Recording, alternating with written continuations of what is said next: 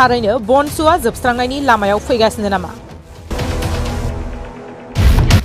फिन बनसुनि सानै दैदेनगिरिया बनसुखौ नागारनानै इउपिपिएलआव हाबफैदों।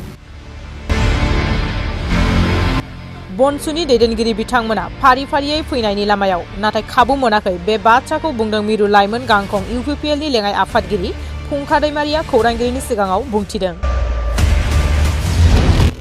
इउपिपिएलनि खामानि मावनायखौ मोजां मोननानै खैराबारि दखरा बनसुनि लेङाइ आफादगिरि मुंदाव बसुमतारी आरो आखान्थिब्रै नेहाथारि सपन नार्जारी बिथांमोना दिनै बिटिआरनि गाहाय प्रमद बर' बिथांनि न'आव फैनानै मिरु लाइमोन गांखंनि इउपिपिएलनि लेङाइ आफादगिरि फुंखा दैमारी आरो नेहाथारि रंमित स्वर्गियारी, तामुलपुर जिल्ला आबादारि बिफाननि गाहाय नेहाथारि मुस्रि बानेश्वर बर' बिथांमोननियाव नुजाथिफैयो।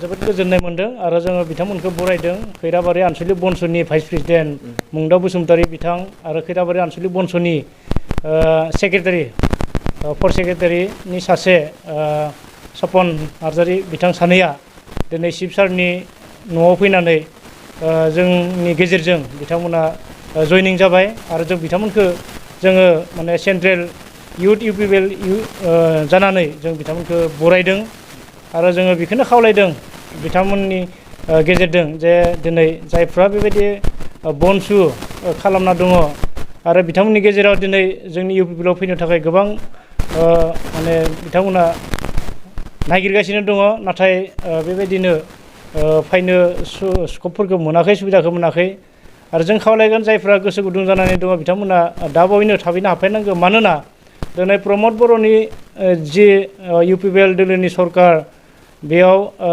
माने गासै बिटिआरखौ मोनसे गोजोन आरो मोजां माने गोग्गो माने सरकार दाफुंनो थाखाय दिनै गासै बिथिंजानो जोंनि प्रमद बर' सार बिथाङा चिफ सारा खामानि मावगासिनो दङ आरो बिनि मावनायखौ मोजां मोननानै दिनै जायफ्रा बनसुआव दङमोन बिथांमोना हाबफैनायखौ जों नुबाय थादों आरो बेनिखाय दिनै थारैनो जि खैराबारिनि जे सानै जोंनि फंबाय बिथांमोना जइन जाबाय जोङो बरायदों आरो इयुनाव बिथांमोनखौ मोजां जोङो जोंनि इउपिपिएलआव खामानि मावनो जोङो स्कप होगोन।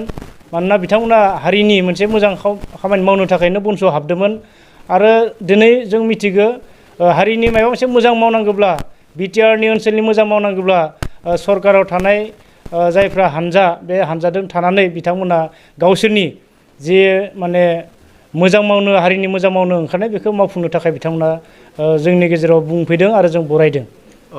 आरो उन समाव जिहेतु बनसुनिफ्राय गोबां दैदेनगिरि हाबफैनायनि सम्भावना दं नामा? जों मिथिनाय बायदिब्ला गोबां दङ।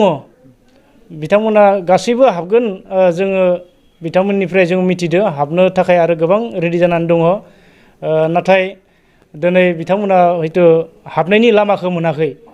दा बिनिखाय उननि दिनफ्राव जायफ्रानो फैगोन जों बिथांमोनखौ बरायगोन आरो जोंनि इउपिपिएल दोलोआव बिथांमोननो मोजां मोनसे सुबिदाखौ जों होनाय जागोन।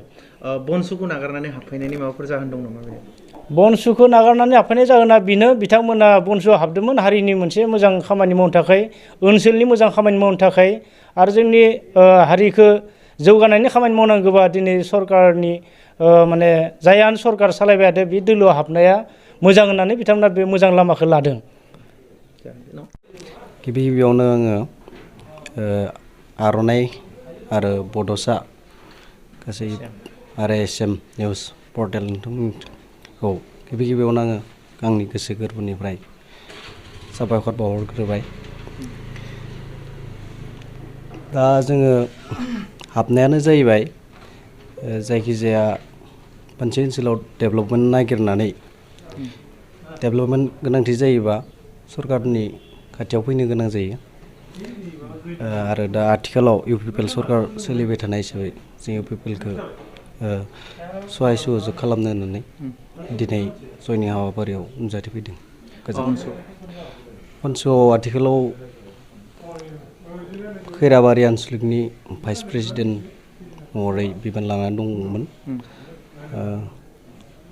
गिबियाव बरायना लाबाय रादाबगिरिनिसिम। आङो फर्थ सेक्रेटारियाव दंमोन बिबानाव, ओमफ्राय बावैसो दाजानाय खैराबारिनि। दा आङो गोसो गुदुं जानानै फिन इउपिपिएलआवनो हाबफैनो गोसो जाफिनबाय, बेनिखायनो दिनै जइन जाफिनदों आं। बेखिनिखौनो जागोन।